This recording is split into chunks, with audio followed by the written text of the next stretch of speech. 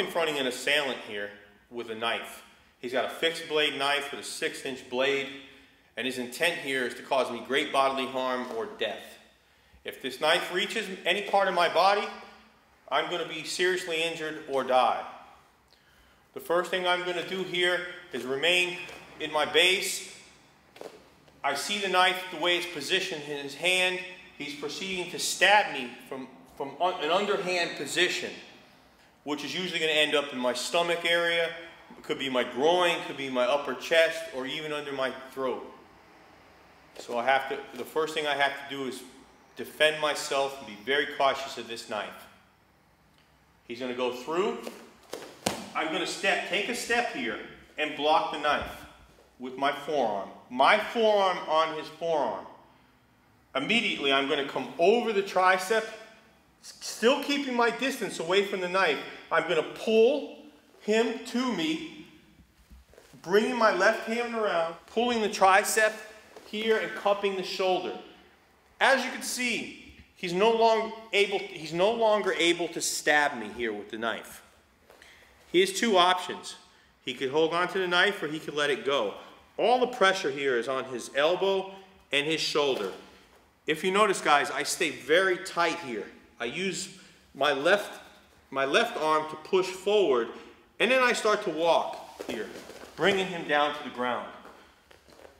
The next thing I have to do here is disarm him. If he holds on to the knife really tight, I have to be careful, guys, of the blade. You don't want to get cut with the blade here. I hold my hand over his hand, pulling his wrist forward, creating a wrist lock situation, which makes the knife slide from his hand, and now the knife is in my hand.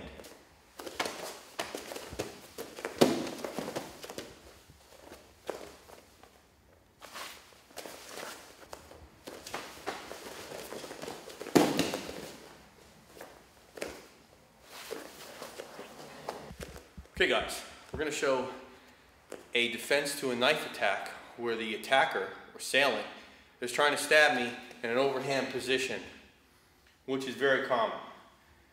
And if he's holding a knife, a big fixed blade knife here, and this knife can cause great bodily harm or death to me. And I just want to remind you guys that in this situation, this is not just your common self-defense position or defense. This is a deadly force situation. He's trying to cause me great bodily harm or death, and if he connects with this knife in any way, I'm probably going to be disfigured or dead. There's no other choice here. He's already holding the knife and he's committed to stabbing me to death.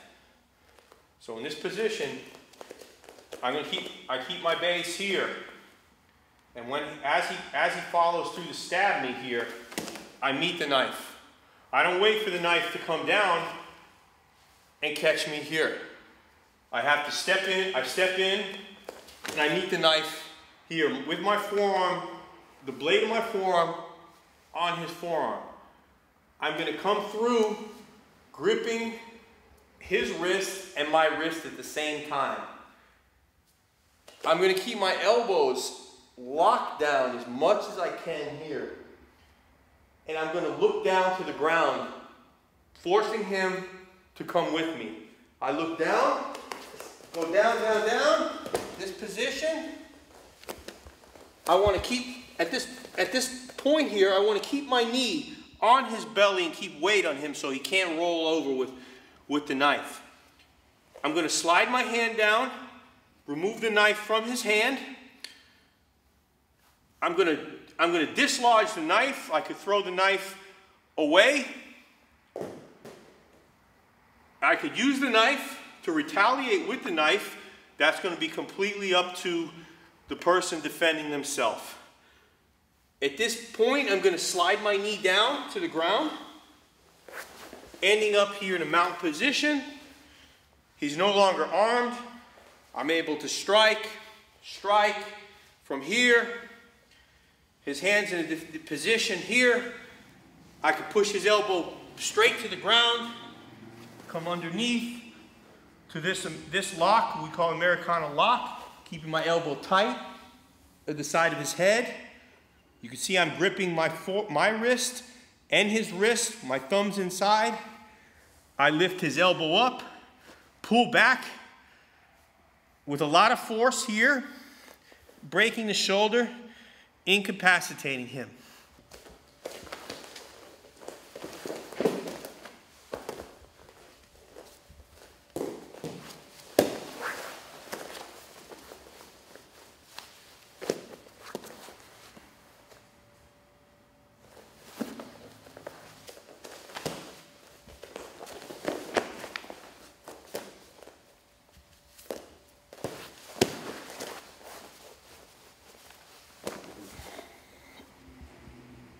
An underhand knife attack where my attacker is gripping the knife, the large fixed blade knife, and his intent was to stab me in the abdomen or the chest or anywhere he could reach my person. I blocked the knife. I met his arm with my arm immediately, so the knife had a lot of distance from me, bringing his shoulder, cupping his shoulder, and bringing him to the ground and disarming him of the knife. And this is a very technical position and very dangerous position, because if someone's intimidating you with a knife and they want your money, my suggestion would be to give them your money and don't be so eager to engage the knife. But if it's a person that's enraged, that is going to stab you, look at this move carefully. Defend yourself at all costs, because he's going to stab you anyway. And I defended the knife. I was able to disarm him with the wrist lock, taking the knife, avoiding the blade, cutting my own hand. And as I told you guys in the video, it's up to you how far you want to go with your assailant. If you just let him go holding the knife, there's probably a large percentage that he's going to attack you again and try to get his knife back. And at this time, you may not be as successful as you were the first time. I'm not encouraging anyone to stab your assailant, but I want you to keep in mind that this is a deadly force situation and you need to treat it as so. Or the second position with the knife was an overhand attack with the knife, where my attacker was gripping the knife over the knife. He was holding the knife overhand, and he drew back over his head and tried to stab me in the face or the head or my upper portion of my chest.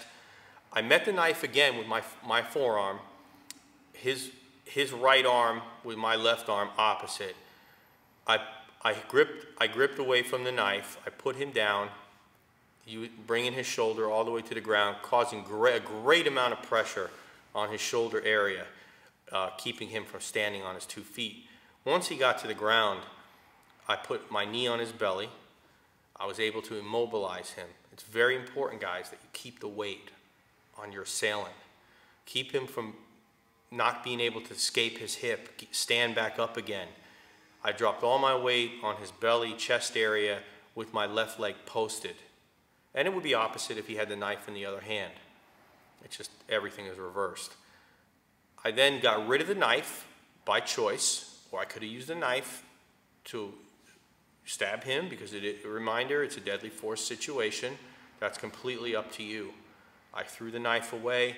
I slid over his belly, mounted him, threw strikes to his face, incapacitating strikes, and then I attacked him with an Americana key lock to his shoulder, disabling him from using that right arm again, using his shoulder, and of course beforehand striking him. So you want to make sure at this point your attacker's finished.